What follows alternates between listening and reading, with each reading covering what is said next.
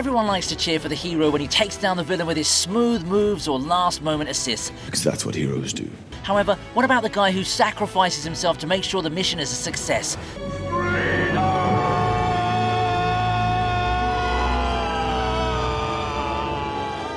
Yep, that's right, they're not even given the same amount of love and respect, which I think is ridiculous, and that's why today the TV region brings to you the top 25 legendary sacrifices in the movies.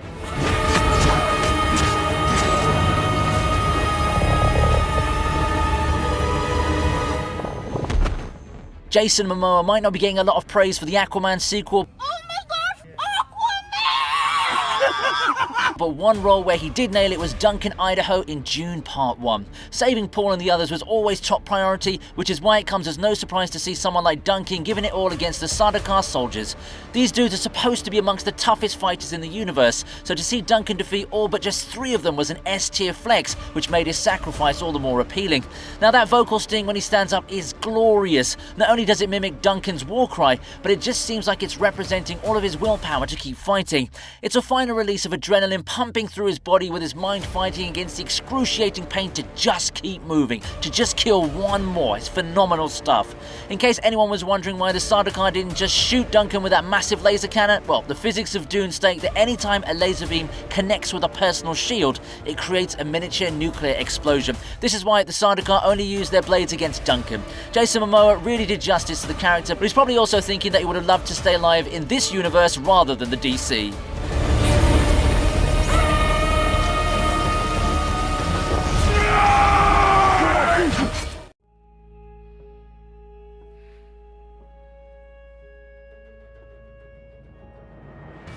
Oh god, this one had me wiping my tears all the way from the cinema to my house. John Krasinski has proven his directorial merit with 2018's A Quiet Place, and the moment that had the strongest impact was when Lee let out that shriek to distract the Death Angel from attacking his kids. Of course, it's a pretty standard sacrifice, but the context behind it is why it touches our hearts. Reagan was riddled with guilt ever since the incident with Bo, and she always thought her father blamed her for what happened, but Lee made sure to let her know that he'd always loved her right before that dreadful sacrifice. It's such a touching moment that you completely forget that you're watching a horror movie. The fact that Reagan can't even hear her father scream always gets me. She only had the last "I love you, I'll always love you," and that just breaks my heart. It was a beautiful moment that highlighted the film's core themes of love and determination. Man, the acting in this movie was already phenomenal, especially with the minimal dialogue, and it all culminated into this emotional powerhouse of a sequence. See, I always knew Jim was a great actor right from when I saw his role as Golden Face in Threat Level Midnight.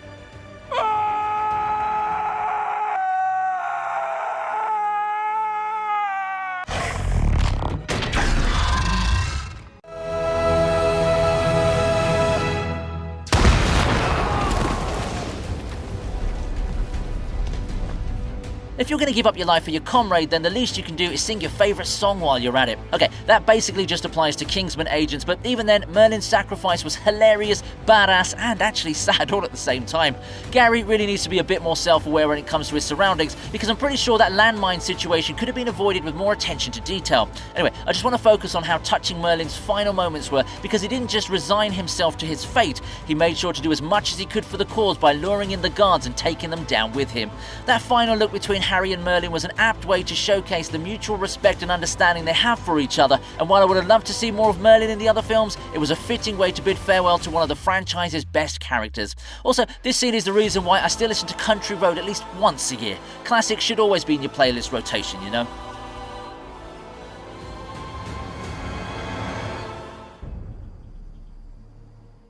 Oh, boys! I'm back! When we first saw Russell Case, the immediate impression was that his character is only around for some laughs and gags. However, he came through when it really mattered, which is why the bomb delivery scene at the end of Independence Day is its most emotional sequence. It's definitely badass in its own way when Russell tells the aliens, "Up yours," and goes in for that final explosion. However, the grand finale shouldn't be limited to one line of dialogue. This was the moment where Russell went from zero and laughingstock to the most unselfish hero ever. Bro made up for every mess in a tremendous way. When he said, "Tell my kids kids, I love them very much. I just knew what he was going to do, and it gave me goosebumps. The scene still brings tears to my eyes whenever I see it because there's so much context leading into it. This shows how even someone who's never taken seriously can rise up and do something miraculous when the time calls for it. Rewatching content like this at an older age gives you so much more perspective, which is why I've come to respect Russell as one of the top characters from this movie. Let's plow the road!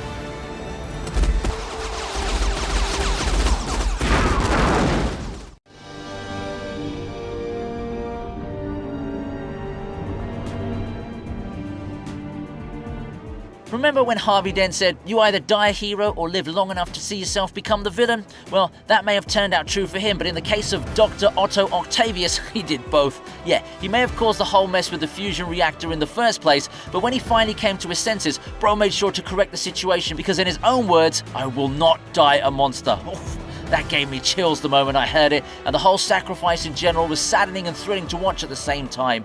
Sam Raimi really knows how to direct the flow of a redemption scene, and to see Otto's sheer will to ensure he stops the reactor was an absolute delight. Yeah, sure, people still point out the continuity error regarding how Spider-Man swings away from the scene without any buildings nearby, but I'm only focusing on Doc Ock here, who made sure to die a good man. See, this is why he's the only villain in No Way Home who turned out good and helped out the other Peter Parkers in their missions.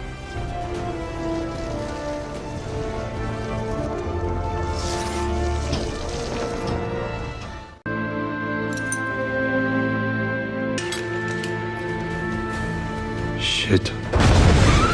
I'm a 90s kid, so Leon the Professional holds a special place in my heart, considering that it's from my era.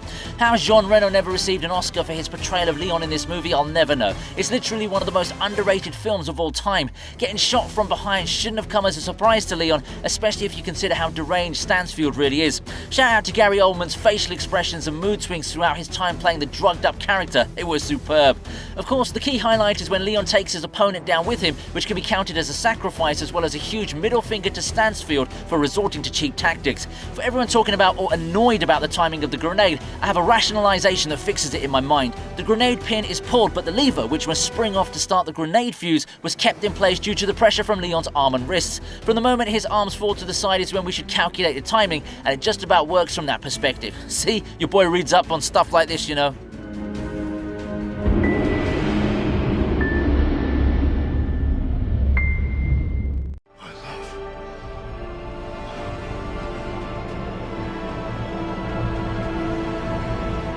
So this one's more of a group sacrifice, but Leonidas is the one leading the way, so he should get the chunk of credit here. After all, none of the Spartan soldiers would have risked their lives in the first place had it not been for their king. 300 is one of those movies that doesn't really focus much on the depth of the plot, but rather on hyper-stylization of the story and depth of character. It's basically got Zack Snyder written all over it, which explains why you'll see his name next to title of director. Now, the final battle may have ended in defeat for Leonidas and his men, but it was more about making a statement to Xerxes to let him know that Spartans aren't the type to kneel in front of anyone. Well, Daenerys really shouldn't be meeting these people if that's the case, but on a serious note, the scene was nicely directed and the implications were executed with precision. Like when Xerxes says that he would erase every memory of Sparta, Leonidas made sure to give him that scar so that he'd always remember from the scar that a Spartan did this to him. The sacrifice these men put in for their own people was beautiful, even though it was presented in a rather violent manner. Threw him off balance. His target is far away.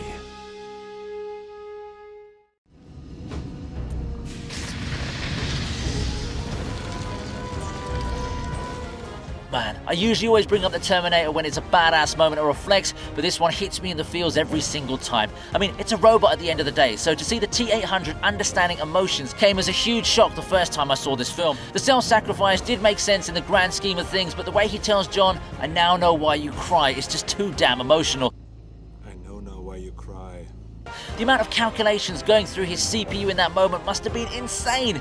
In that one pause, the Terminator understood why humans cry, why they mourn, why they grieve, why they're afraid to die. He understood he was the closest thing John ever had to a real father, and he understood what love was because John loved him. He was finally self-aware. Damn, I got a bit too carried away there with that one, didn't I? But you get what I mean, right? To be honest, this would have been the best way to end the Terminator franchise because it's so poignant and complete. Even the relationship between him and Sarah Connor had grown and matured into a satisfying resolution, so all the boxes were checked. Kudos to Arnold Schwarzenegger as well for pulling off this scene with the seriousness it deserved.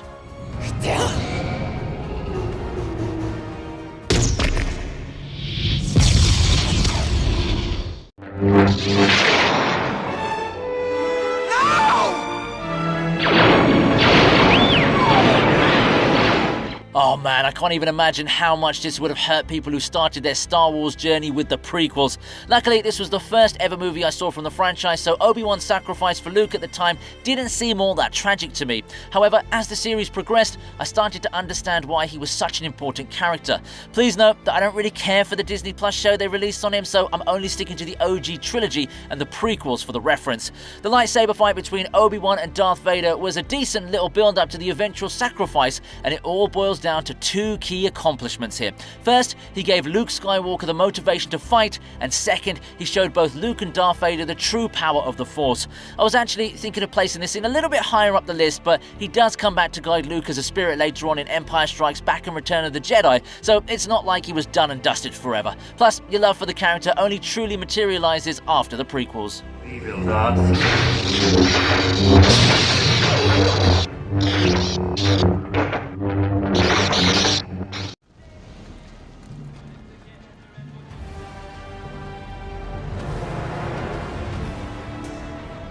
You gotta give it to peak era MCU. They got us crying for a tree more than any environmental activists out there. The sacrifice scene where Groot protects all the other Guardians from the crashing ship was an abrupt injection of hardcore feels, and while it was a beautiful moment, I still wish I hadn't gotten so emotional in front of my date back then. But how can you even control yourself during such a scene? The depth and intensity of Groot's actions have a lot more context than just a tree dude protecting his bunnies from harm. You know, he might have said, "We are Groot," but in reality, he meant, "We are family." The reason for Groot smiling is because he's happy that he can save his family, even if it means the end of his life. Damn it, Vin Diesel, you've always got to stick to your brand, don't you? Also, I just had to rewatch this scene after Volume 3. After what we learnt about Rocket Raccoon, seeing him watching his only friend being ready to die for him just hits differently. Say what you will about James Gunn, but what he managed to achieve with the Guardians trilogy is truly an amazing feat.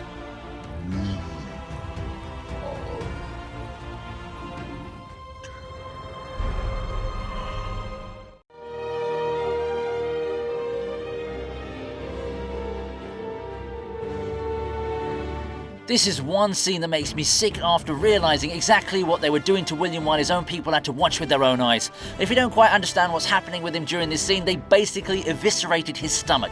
Yeah, and they were also removing his intestines, which they then placed in a fire. If that wasn't bad enough, they went on to mutilate his body and place different parts of him throughout as a warning. As disgusting and horrific as this may sound, William didn't lose his fighting spirit and made sure to motivate the people of his land with one final cry. Having your insides ripped out but not thinking about yourself for even a second and screaming freedom for your fellow Scottish brothers is an act of true bravery and brotherhood. I like how the court officer who's taunting William by telling him to cry out mercy finally looks up and shakes his head like, yeah, this is worthless, this guy ain't gonna break. Seriously though, the character of William Wallace is a true inspiration, and Mel Gibson did an amazing job not just as playing him, but also as the man directing him.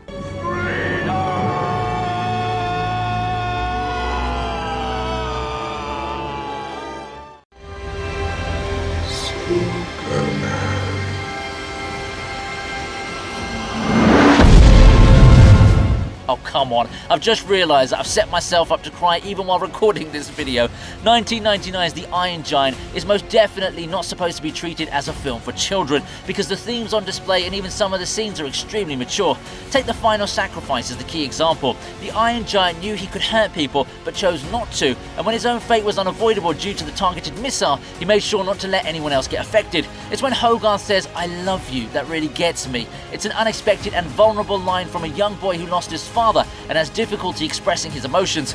By the end, the Iron Giant is more than a friend to him, and all his walls come down the moment he realizes he'll never see him again.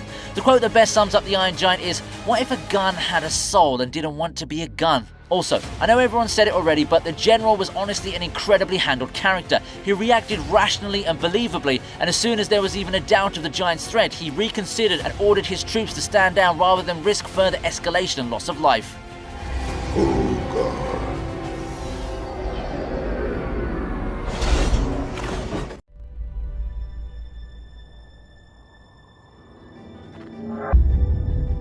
Denzel Washington has always made it to the top of my list because he's a grade A badass who knows how to make a scene captivating and deadly at the same time. As a matter of fact, I've previously covered a scene from 2004's Man of Fire that proves my statement too. However, in this case, we're going through tissues faster than Pete Davidson goes through women that are way out of his league. It's basically the tragic ending of the film where we finally say goodbye to John Creasy, but of course, it's the sacrifice he's willing to make for Peter that makes it so impactful. Here's a man who was willing to give up his life, but then found a reason to carry on by becoming a father figure to a girl in distress.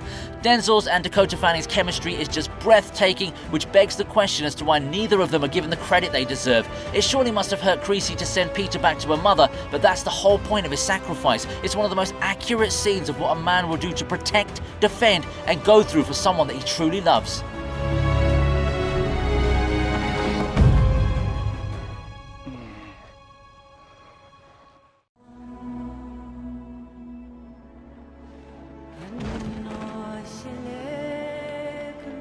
This one was pretty epic considering it was all pulled off by just one single man. Taking down the emperor of the same empire that rules over you is pretty badass, and to do it as a way to inspire the commoners to fight for their freedom is indeed the ultimate sacrifice. The redemption of Maximus and reunion with his wife and son upon his death is one of the most beautifully done scenes in all of cinema history. This movie's version of heaven is one of my favorites. Arriving home to your beautiful wife smiling and your young son running to greet you. There's nothing that could make a man happier. Also, I love how they carry off Maximus and leave the Emperor just lying there on the arena floor. Kudos to Russell Crowe. He played this whole scene with his eyes, especially when he was switching between the afterlife and the present. Now that's what you call acting, isn't it? Man, why doesn't Ridley Scott bring back this style of direction? Napoleon wasn't bad, but it sure as heck wasn't a masterpiece either.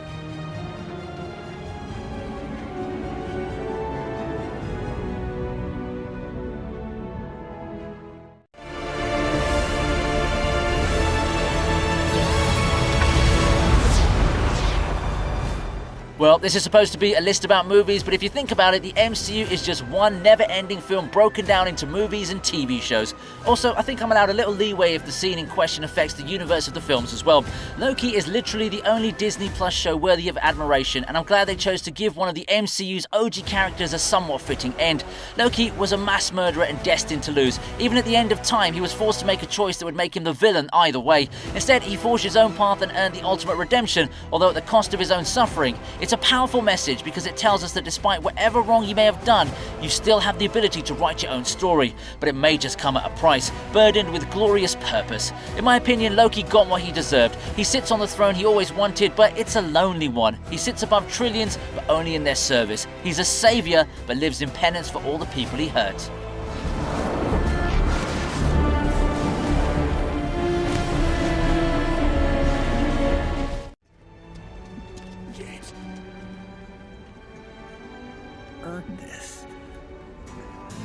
If I'm going to kick off my top 10, then it's got to be a classic, and who else to choose than the master himself? Steven Spielberg has already given the world a poignant war film in Schindler's List, but he was far from done because Saving Private Ryan really did a number on me and a lot of other people around the world.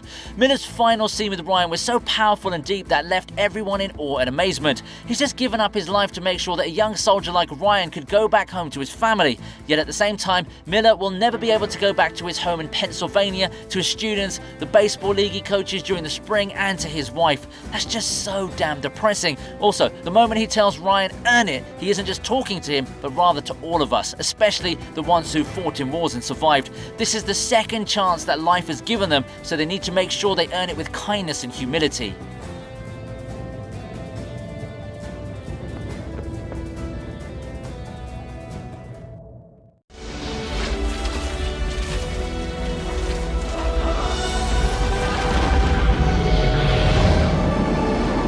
Michael Bay has always been known for large-scale films such as the Transformers movies, but in 1998's Armageddon, he also gave us a touching tale involving a father who gave up his life to give his daughter and the world a better future. The scene means even more knowing that in the beginning. Harry gave AJ such a hard time about being with Grace. For him to arrive at a point where he trusts AJ to look after his little girl, he can admit he's always loved him like a son and is willing to die so these kids can live long lives together. That's more than enough to make you cry like a baby, isn't it? Also, detonating an asteroid in itself is a task that very few men would be willing to undertake, and Harry ended up doing it even after losing out to AJ on being the one to make the sacrifice. Once Harry saw that he was willing to give his life to save the world and his daughter, he knew he was the right one to be with her. It was tragic, but beautiful. It's my turn now.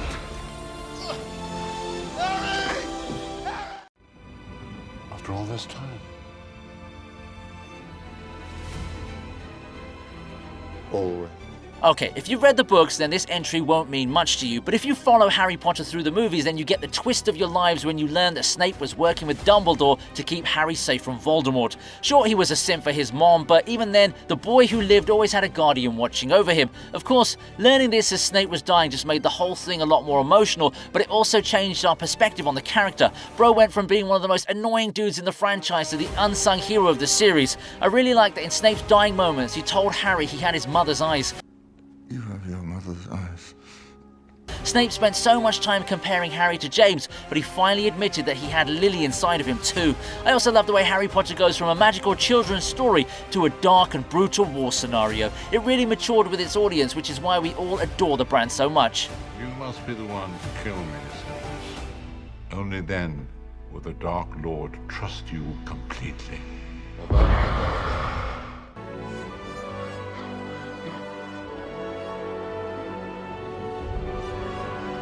There aren't many deaths in the MCU that make me cry like a baby, but damn, Yondu's sacrifice to save Peter right at the end of the second Guardians movie totally did it for me. The scream of "No!" from Star-Lord when he's trying to get the spacesuit thing off his chest while Yondu is dying will always hit me in the feels.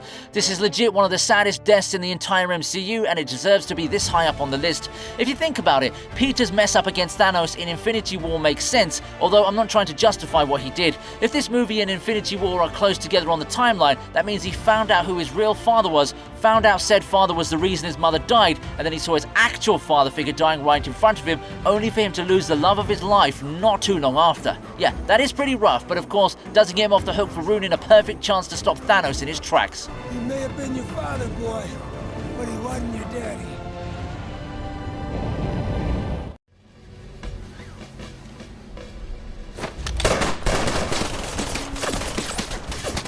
Clint Eastwood may no longer be the ultimate badass of Hollywood westerns anymore due to his age, but man, the dude sure knows how to make a memorable movie. 2008's Gran Torino is proof of that and further solidifies the fact that Clint can make appealing dramas with contextual commentary. The sacrifice play that he makes against the gang members isn't just an act born out of emotions, but also calculated like a genius. He knew he had a disease which couldn't be cured, so he wanted to go out while doing good. He knew he couldn't take on the gang members with physical skills, so he tricked them into shooting him in front of witnesses. And most importantly, he managed to keep Thao and his family out of harm's way due to his actions. It's obviously sad to see him go, especially as we saw him finally making emotional progress with Thao, but hey, that's what makes this moment even more impactful. Your own blood, for Christ's sake. Now go ahead and pull those pistols like miniature cowboys. Go ahead.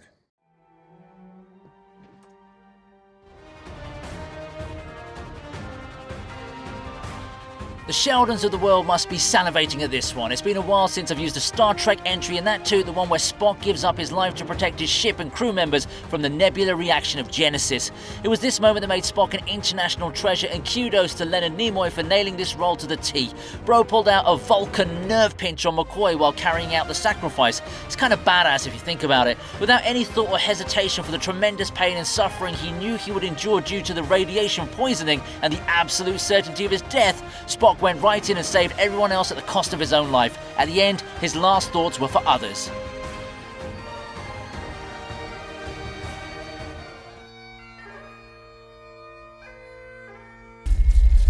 And I am Iron Man.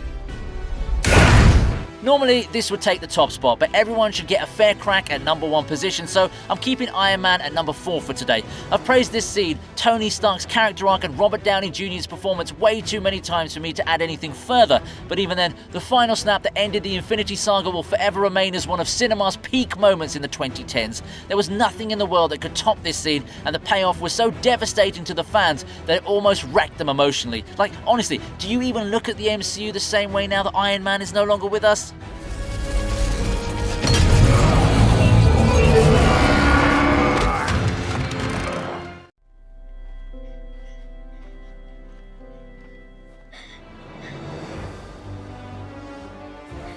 For a man who was treated like an animal for most of his life, Logan sure managed to end his story in the most human way possible. Protecting Laura and the other mutant kids was his top priority, and he made sure to keep them out of harm's way, even if it meant giving up his own life. The final battle against his clone might have ended in defeat for him, but the Wolverine finally tapped into his humanity to ensure that he wouldn't be remembered as the monster the world made him out to be.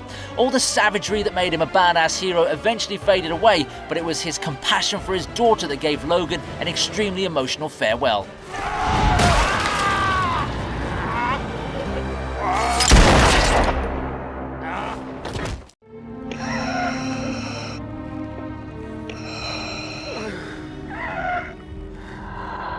Imagine seeing one of cinema's most iconic villains abandoning the ideals that made him a legend only to save a life. Of course, that life happens to be his own son, but even then Darth Vader defeating Palpatine and losing his life soon after hits harder than most on-screen deaths.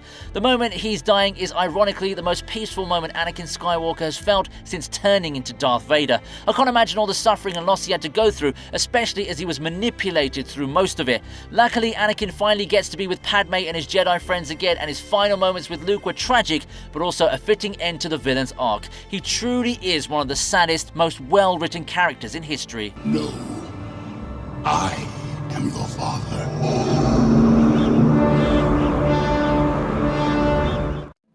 Peace, son of God.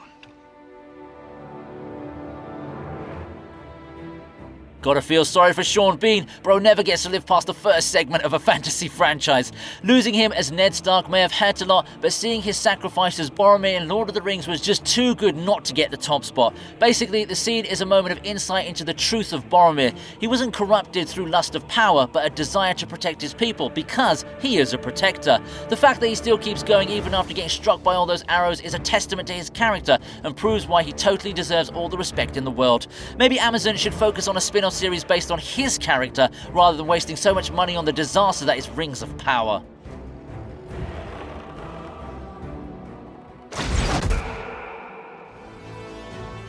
Hope you liked the video. Please subscribe to the TV Region, and here's another video that I know you're going to enjoy.